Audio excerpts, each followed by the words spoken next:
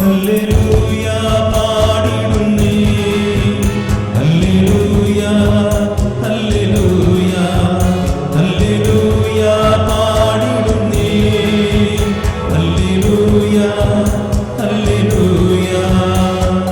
നല്ലൊരാശയമെൻ മനതാരിൽ വന്നു നിറഞ്ഞു തുളുമ്പിടുന്നു. രാജാവിൻ തിരുമുൻപിൽ കീർത്തനമധുവായി ഞാനതൊഴുക്കിയിടട്ടെ. ഏற்றമനുഗ്രഹപൂരിതകവിതൻ തൂലിക പോലെ നാവിപ്പോൾ.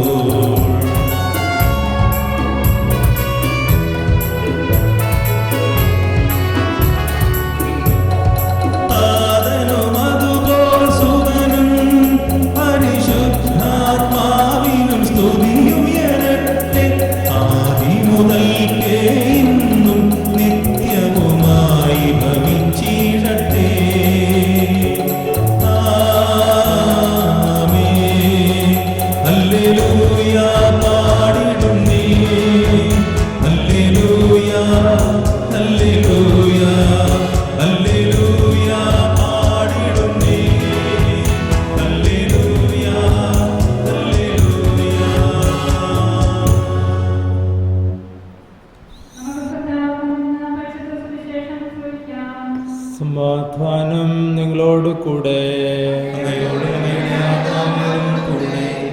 വിശുദ്ധ മത്തായി അറിയിച്ച നമ്മുടെ കർത്താവ് മിശിഹായുടെ പരിശുദ്ധ സുവിശേഷം. അധ്യായം 17 വാക്യങ്ങൾ 14 മുതൽ. അവർ ജനക്കൂട്ടത്തിനടുത്തേക്ക് വന്നപ്പോൾ ഒരാൾ കടന്നു വന്ന് അവൻ്റെ സന്നിധിയിൽ പ്രണമിച്ചുകൊണ്ട് പറഞ്ഞു, കർത്താവേ, എൻ്റെ പുത്രനിൽ കനിയണമേ. അവൻ അപസ്മാരം പിടിപെട്ട് വല്ലാതെ കഷ്ടപ്പെടുന്നു. പലപ്പോഴും അവൻ തീയിലും വെള്ളത്തിലും വീഴുന്നു.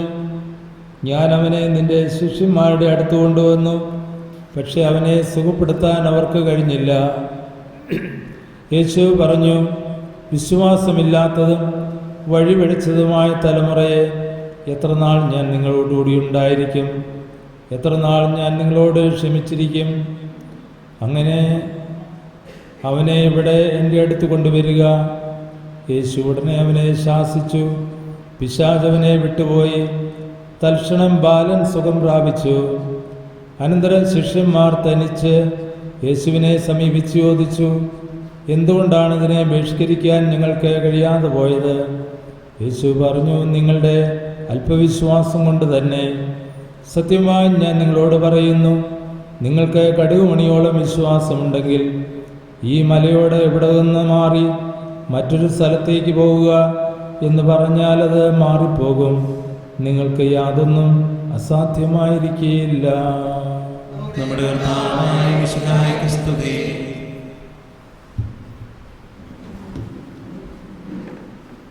പ്രിയമുള്ളവരെ,